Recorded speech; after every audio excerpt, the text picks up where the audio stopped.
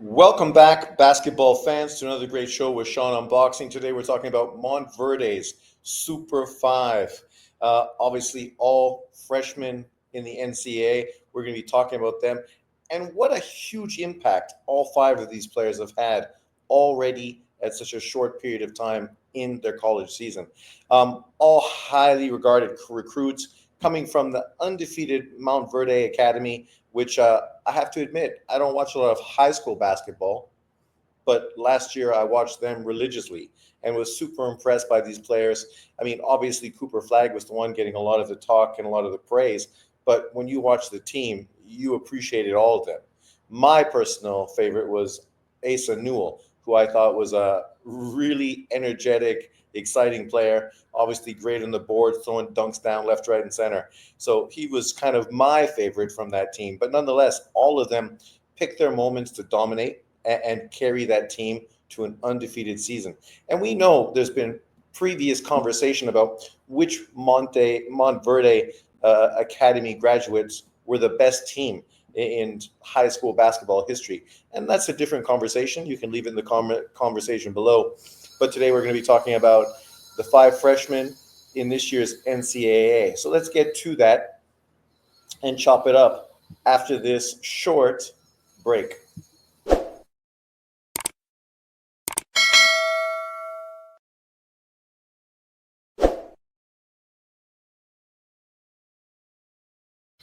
Welcome back. Yes, please subscribe. Remember to like and possibly share. It helps my channel. Obviously, it's a growing channel. I put a lot of my effort into boxing because obviously that's where I get most of my attention. But when these channels start to grow more, then obviously I'll put more and more effort into it. It's hard to put a lot of effort in when you see very little, interaction online. But if you do watch the video, remember to like and subscribe. Thanks very much. Doesn't cost you anything. It's free, but you help a brother out. So let's get to this. Uh, you know, I was super stoked last year in watching these guys play. Super exciting team. I was happy to see them go undefeated. Obviously, even if these kids never went on to do anything in the pro game or even really make a huge impact in college, the fact that they were undefeated as high school players, that's a great accomplishment. And it really showed you the great coaching and the chemistry and cohesion that these players had. And you figure a lot of them coming from their cities and states, obviously, guys that are highly acclaimed. And then you come to this team, and now all of a sudden you have to play more of a role. And I think that's why these academies exist and obviously are great, because you give these players a chance to actually work as a team. And this is exactly what they need before going into college. And then obviously after that, the NBA. And in this case, I think all these kids are going to end up in the NBA. Let me know what you think in the comment section below. But let's get to this. Right here, you have Liam Neely, obviously Queen, my man Asa Newell, Cooper Flagg, the guy that's being talked about as the number one NBA draft pick this year. And I have to say that I agree completely. Right now, I'm watching Auburn and Duke. Auburn has probably the player that's going to be player of the year on their team in Broome. Really great player, a bit Tim Duncan in him, a bit of Wayman Tisdale, a guy that's very effective on the boards and very effective scoring, both in the paint and out. And so I knew this was going to be a really intriguing game to see how Cooper Flagg was able to raise his level of competitiveness based on being against a team that's ranked number 2 and obviously has a player that's early prediction to be player of the year. And this really showed you exactly what I'm saying. Cooper Flagg played great. He showed you why people are so excited about him. He doesn't need to dominate possession. He doesn't need to put up the most shots. He's able to help the team on the boards, the defensive end, move the ball. Very good passer as well. So I think he's definitely going to be the number one draft pick. I can't imagine any scenario where he's not, but let me know. Maybe you think differently. But let's get to this. Obviously, here's Flagg right here, and these are the numbers that he's put up so far this year. This is prior to the Auburn game. So obviously these numbers are going to increase, averaging 16 points a game, 8.3 rebounds, 4 assists on 44% shooting. 6'9", 205-pound, small forward, power forward, freshman from Duke. Obviously, for Duke, there's high expectations for him to contribute and the team to do well. But they have a lot of rookies and a lot of freshmen. They're relying on two guards that at this point have been inconsistent. And that's where Duke currently has two losses. Not because of flag, but because of the guard contribution. You need solid guard play, especially if you're going to go far in the NCAA tournament. And they have two players that potentially could, but at this point haven't at this point lived up to those expectations. But that's why we played these rough games, these tough games early on, so players learn and build their experience. The younger guys, one of them stepped up huge in this game, showing you what I've always said about him. He reminds me of Ingram, right? He's the same kind of player, obviously a little frail, so he's going to have problems, but still a sweet three-point shooter, and he was on yesterday. But Cooper Flagg did exactly what you wanted to do. Stepped up, playing against the best big man he's been in with so far in his college career, and equaled his contribution, if not surpassed it, to lead his team to the win, beating Auburn, and obviously going to 6-2. Auburn falling to 7-1. I think Flagg, obviously everyone's talking about him, so there's no surprises there. Let me know what you think about Flagg in the comment section below. Next, we got Derek Queen. Derek Queen, he might not be the uber athlete that a lot of big men are that go into the NBA draft, but what he has is what none of those players have. A great basketball IQ and great hands. This guy was easily the best scorer for Montverde last year, dominating in the paint. Great footwork, obviously able to use his girth and his size. The 6'10", 250-pound power forward center. Obviously in the NBA, I think he could play as a center because obviously the NBA is not what it once was. But he's also able to stretch the floor, shoot the three, face-up game. He's got good handle, and he's a great passer as well. And if you watched Montverde last year, you saw that in spades. The guy is very good at moving the ball. And that was really the one good thing about that team. Everybody was comfortable with the ball in their hands. He is, and I'm not going to be crazy, but he is probably the closest player at this point not playing in the pros to Jokic, as far as a big man with great in-the-post skills, great face-up game, great passer, and a solid rebounder. Currently for Maryland, he's averaging 16 points, 8 rebounds, 2.6 assists on 60% shooting. For a big man like him in college, generally they don't give you a lot of touches to work on your passing game.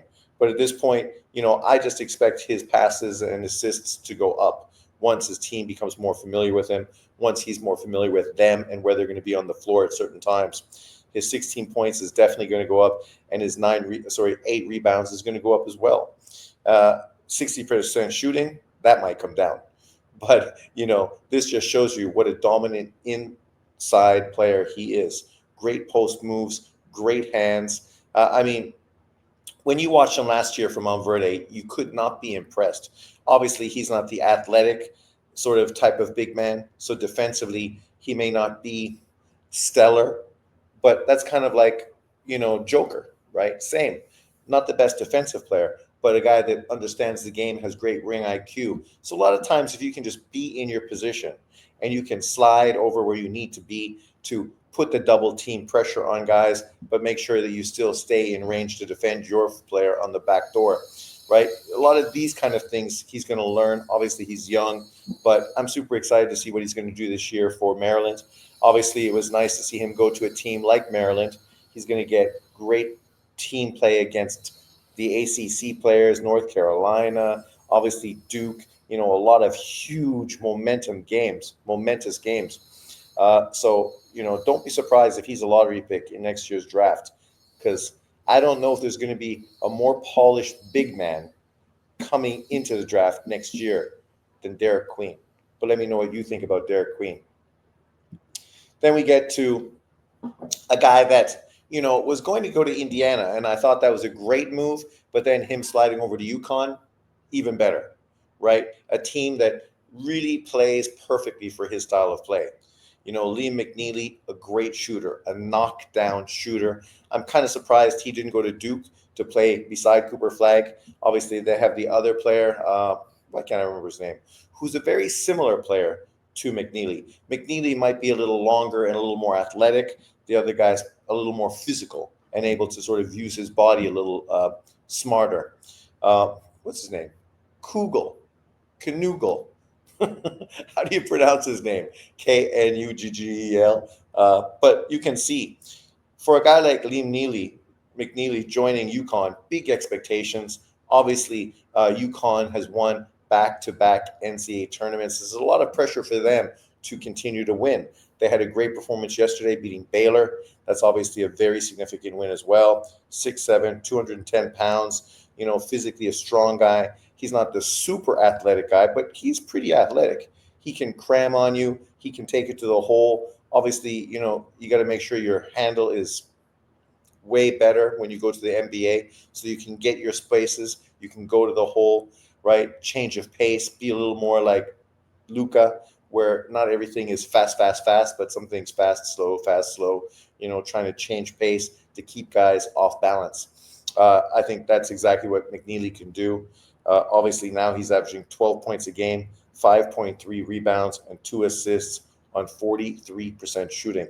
And for a guy that's primarily a long range bomber, shooting almost 44% from the field is solid, especially just to start your season. Isaiah Evans, that's the guy. Isaiah Evans for Duke, man. He reminds me of Ingram, the same kind of player, a poor man's Durant. And yesterday, his shot was on form. But that's the kind of guy they need for Duke. Him coming off the bench, being a gunner, right? But McNeely, super good player. Obviously, he could score a lot more, but he's on UConn, which is a very system-based team, and you're not taking bad shots for UConn, or you're fucking on the bench, right? And UConn is going to prepare him for the NBA because that's what they do. They win, and they make sure their players are at their best. And I think the victory against Baylor is even better because I don't think their best player even played yesterday, if I'm not mistaken. But if you know more information, let me know. But McNeely, great shooter, great player. I'm excited to see what he does for UConn. Then we get to Robert Wright III, probably the guy who got the least amount of press, right? And interesting enough, him yesterday against his teammate McNeely, UConn versus Baylor, great matchup between two high school teammates going at each other. Obviously, a lot on the line for these kids. They definitely want to show out. And for Robert Wright Jr., he's not a starter for the team, but the way he's contributing, I think it's going to be very difficult for Drew to not play him a lot of minutes. And that was shown yesterday, because yesterday he was the only unstoppable player for the Bears. Obviously, I think Nunn is very good as well. Then they have, VJ Edgecombe. I don't remember if he played yesterday. He might not have. VJ Edgecombe, obviously not the most polished player, but probably the most athletic player in college basketball. For Robert Wright Jr., he's averaging 12 points a game, 2 rebounds, and 4.7 assists on 48% shooting from the field. 48% shooting. And a lot of this contributes because of the way he plays. He's an attack off the dribble type of guy, but he can hit the 3-point shot. And obviously, playing for Montverde last year, he had a lot of open, clean 3-pointers. And to be really a starter and contribute to that team the way you needed to, you had to be able to knock those shots down. And that's exactly what he did. He was able to knock those shots down. That's transferred, obviously, to his career at Baylor, where he doesn't have the green light, or maybe he's just doesn't feel comfortable to shoot every time he touches the ball like Nunn and other players in the team. But when he gets that kickback, so far so good. It's been money. And yesterday, going to the hole, he was fucking unstoppable off the dribble. Unstoppable, right? And he's not the biggest guy, but for NBA point guard, he falls into line with a lot of guys that Kentucky recently has brought into the NBA. Very similar to them, right? Solid shooters, great attacking off the dribble. Not the biggest guys, but can get a bucket, right? And that's exactly what Robert Wright brings to the NBA next year. And obviously, him playing for Baylor, great addition for them, and I think the perfect program for him. There's not too much pressure on him. He's going to be able to come in at a nice pace. Where being a point guard, obviously, that's the most difficult position to come into a team because the most expectations and responsibility falls on your feet. Being a big man, you know, you don't have nearly as much pressure. You don't have to dominate the ball. You don't have to fight through defenses consistently, right? For the big man, you just got to deal with double teams and physicality and be a smart player, specifically on the defensive side, so you don't pick up stupid fouls. Then we get to the last player of the group, my favorite, Asa Newell, Georgia Bulldog, 6'11", 220. Asa started the season slow. He had an injury last year in high school. I think he broke his leg uh, and ended up missing quite a few games. And obviously, it takes you a while to get fully back and recovered, especially when you're a real athletic, long sort of forward like him. 6'11", 220. Obviously, he's not the center for that team. That was Queen. And then you had Flag, who's 6'9", and then Asa Newell at 6'11". I mean, what a fucking front line that is. That's a front line that even in high school you could have threw in against NBA teams, right? Obviously, they're light in the ass and inexperienced, but athletically and lengthwise, they would have contributed. They could have, made some good runs. And when they talk about high school teams beating WNBA teams like the Las Vegas Aces, give me a break. If Montverde played Las Vegas Aces last year after them winning back-to-back WNBA titles, that game wouldn't even be competitive.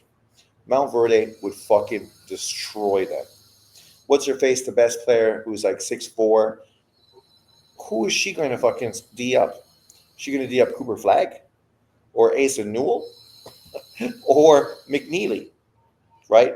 Any of those players would dominate her, shut her down, and destroy her on the offensive and defensive ends. McNeely has obviously started very strong, 16 points a game, almost 7 rebounds, 1 assist on 56% shooting. I mean, exactly what you want as a freshman joining a program and wanting to contribute. Obviously, I think his rebounds are going to improve and increase. He's a guy that obviously, needs to continue to learn and develop, especially on the low post game, moving towards the NBA. Athletically, he's got it, but a lot of times rebounding is not about athleticism. It's about reading the play, positioning, and being smart enough to be in the correct position. Because a lot of times there's a lot of good rebounders that are below the rim rebounders. They get boards because they read the play and they're in the right spot. They box out well. For him, if he contributes a bit more of that to his game, his reboundings are just going to explode. Obviously, offensively, he can continue to improve. He can hit the three, but he's not proficient. Down low, he's a very good player, but he's not as polished as Queen, doesn't have the soft hands that Queen has, and obviously he's not as comfortable on the low block as Queen is. But you play against guys like Queen and you play against guys like Cooper Flag, your game is going to improve. And we see that. All 5 of these guys contributing huge numbers as freshmen in the NCAA. And obviously, not every single one of these teams is probably going to get into March Madness. I mean, who do we have? Duke, UConn, they're obviously going to get in. You would bet your life probably Baylor is going to get in as well. And then you have Maryland and Georgia. Georgia is in the SEC, one of the toughest divisions in college basketball. So that's going to be a big ask for Georgia to get in. Maryland, similarly, in the ACC, obviously always a very tough competitive division as well. So for those two, they're going to have to, really make sure that their teams mesh and they contribute huge if they want to get into the tournament. And I'm hoping they all do, because how better is this story going to translate if all 5 of these guys end up getting to the NCAA tournament and potentially run into each other, in that tournament. It's going to be similar to yesterday when we had Wright versus McNeely. That in itself was a great storyline. But, I'm excited to see what these guys all do in the future. All 5 of them, in my opinion, are first-round NBA draft picks. Obviously, the guy who's probably most unlikely to be the number one of the top first round picks would be Robert Wright. But the way he's playing and contributing, um, don't be surprised if by the end of the year he's a hardcore starter on that team, and he's gradually moved up that list. And then imagine how he's going to do in the combine, because he's the kind of guy that will be in the combine with Asa as well. He's definitely going to be in the combine. Whereas obviously the other two, McNeely and Flag, maybe not. Queen, possibly. But who do you think is going to have the best career in the NBA once all is said and done? Obviously, you got very different players. We got the whole gambit, right? Swing man, point guard, down low center, very dynamic forward, and then more of an old school, uh, you know, athletic, long forward in Asa Newell. But let me know, which one of these guys do you think is going to have the better career? Obviously, at this point, people are projecting that that's going to be Cooper Flag, but you never know how things turn out. That's the thing about life. Things don't always turn out the way you expect them to be. But overall, I'm excited to see how well they do. I'm happy to see they're all contributing and doing very well. I'm not surprised, but I'm still happy to see it. Let me know what you think of this great super freshman group from Mount Verde. Are they the best Mount Verde high school team in history? Let me know in the comment section below. Thanks for watching, and I will see you next time. Peace out.